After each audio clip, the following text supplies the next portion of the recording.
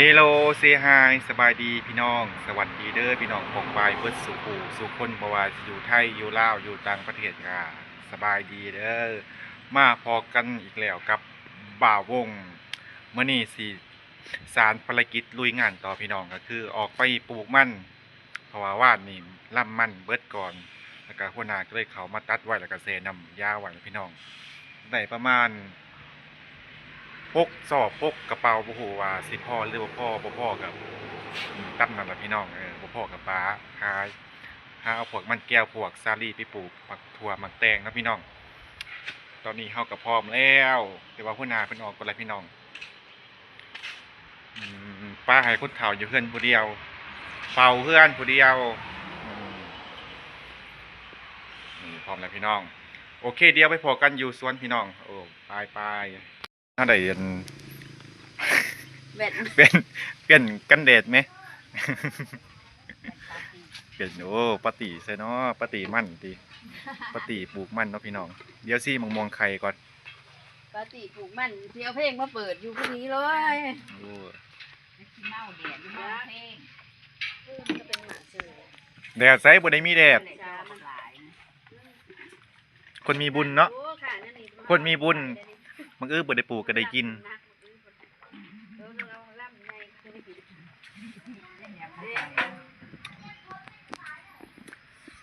แสบพี่น้องอืม ทางเสียงข้างแสบแหก ชมมาเต้ อ้าวเฮาต้องกินอย่างมีอันอัดถลดอ้าวมื้อนี้สู้ตายเว้ย ตุ้ยชอบไม่หลุดนั่นเอง ชูตายไปโอนเงินค่างวดรถ อันว่ามูสิคีตามเปิดกันมา ไปจ่าย ไปเฮือนเช้านี่พวก เอาไปจ่ายค่างวดรถเอาไปถอกรถ จ่ายอยู่ฮะ ไปโอน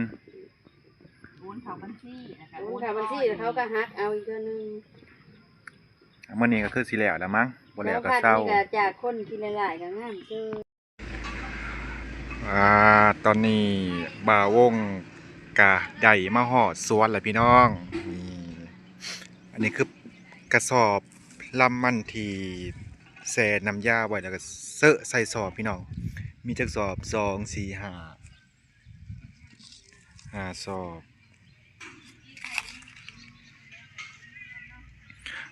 6 7 8สอบพี่น้อง9สอบบ่ฮู้ว่าสิพ่อหรือบ่พ่อกะโจ๊ะไว้พี่น้องกันสิบ่พ่อกะคือสิยังบ่หลายปานใดกะสิปลูกหมากสาลี่หมากข้าวโพดพวกมันกอกมันแก้วหมากแป้งหมากถั่วมาใส่พี่น้องทองผ้ามื้อนี้คือสิเป็นใจอยู่เด้ใครกว่าเมื่อวานนี่โอ้แดดพี่น้องอากาศดีบ่มีฝนบ่มีลมแดดพี่น้องอันนี้กำลังอนามัยคอกหมูอยู่เด้นี่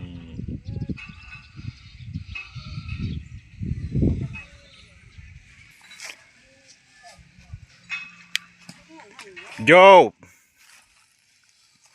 บ้านหมักกำลังจอมากมันเกิดเองหรือว่าปลูกนี่ โอ้ยจังแมนมีบุญเนาะปะต้องปอกปะต้องปลูกเกิดธรรมศาสตร์พี่น้องมันเพื่อนนี่นะโคตร แกงเขาได้เถื่อเลยได้หยอดมัน จอมากได้นี่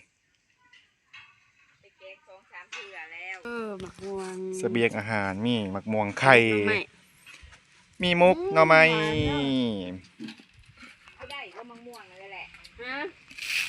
เอาให้เพื่อนเขาแหละ มีต้น พี่น้องเคยกินยาบอหมักม่วงไข่บสมติ อยากหวานกันเลือกหน่วยสีเหลืองจะมันสุกคัก จักว่าเขากินหมักม่วงจักเขาจังไอเบิดคืนขั้นคอแล้วก็ขั้นแล้วก็ไอเนอกพี่น้อง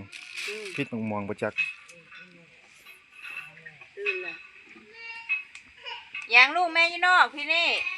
มันเดิมมากินมะม่วง ทิวจักหน่อยจังสิลงพี่น้องถามาครบหน้าครบตาครบทีมเพราะว่ามันสิหยันลื่นกันเด้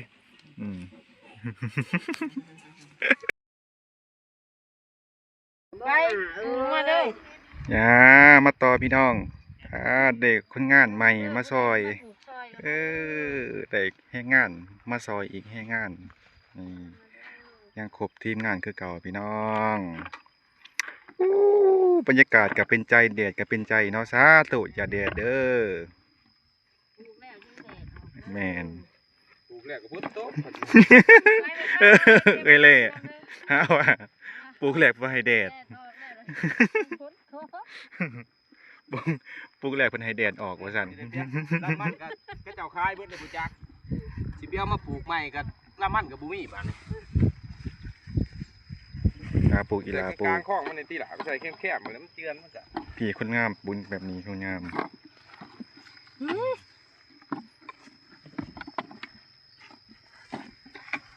เล่นหมวนนอนเล่นไป เอาปลูกไปปลูก มันปลูกมันนี่แพงมันนี่คือ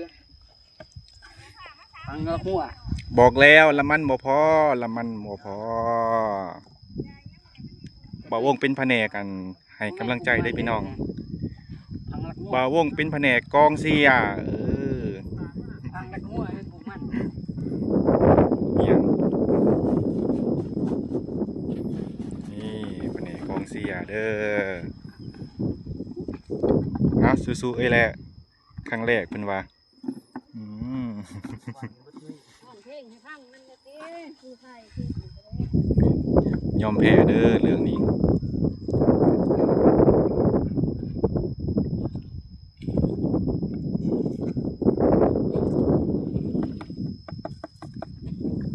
โอ้บ่เด็ดให้ ปลูกไปนะครับ บ่เด็ดให้จอยพี่น้อง ไปเด้อหน้าต้น ไปนี่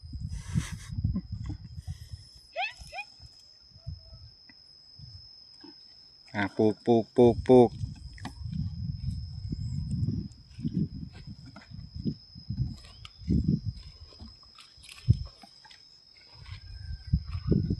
ดี๋ยว ละมันบ่พอพี่น้องละมันบ่พอเบิดแล้วพี่น้องละมันเบิดแล้วยังจักสอบนะยังเหลือ2สอบนะแต่ว่ายังหลายพี่น้อง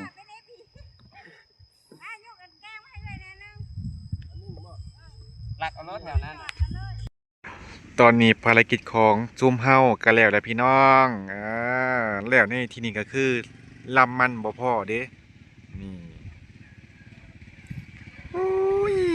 ยังหลายพี่น้องยังประมาณ10เปาพุ่นแหละจังสิพอบ่ฮู้ว่าเพิ่นสิหามาปลูกเติมหรือว่าปลูกพืชอย่างอื่นแทนพี่น้องเดี๋ยวมาเบิ่งกัน แต่ว่ามื้อนี้อากาศถือว่าสุดๆแล้วบ่แดดพี่น้องแค่แต่ว่าปลูกหลายคนเด้มันก็เลยแล้วไวแล้วก็ม่วนนี่เสร็จสิ้นภารกิจของบ่าววงมื้ออื่นก็สิได้เดินทางไปหาเจอมราเพราะว่าคุยกันแล้วเรียบร้อยตกลงกันแล้วว่ามื้ออื่นสิขึ้นไปหาเพิ่นโอเคเดี๋ยวบ่าววงกลับมื้อเฮือนก่อนพี่น้องนี่สมุนเฮาก็มาหับแล้วไปพอกันอยู่เฮือนพี่น้องสิไปแปลงไห่แปลงนาออกไห่ออกหน้าอีกแล้วพวนไปแล้วพี่น้อง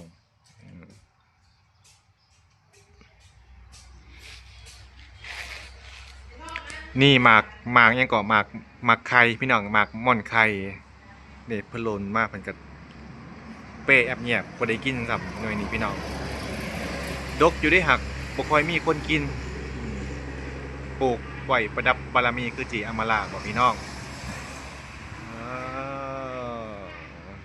นั่งอยู่หน้าเฮือนเลยพี่น้องนั่งชมวิวรถไกลทางสะออนมาขอพี่น้องดกขนาดปีนี้นี่30กินมื้อนี้มื้อนี้ว่าซั่นปีนี้มาเคราะห์ลูกเคาะไว้กินสมพี่น้องถ้าอีกจะข้าวเพิ่นก็สิเป็นนวลเป็นเนื้อ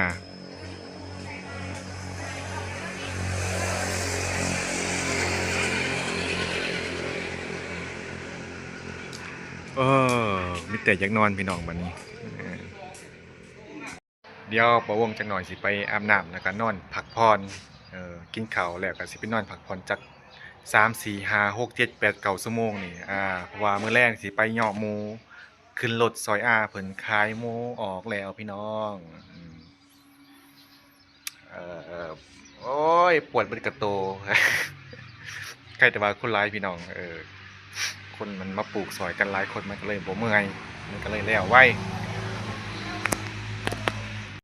โอเคพี่น้องบ่าวงก็สิขอเก็บภาพบรรยากาศไว้เพียงเท่านี้เดี๋ยวพอกันใหม่คลิปหน้าพี่น้องสบายดี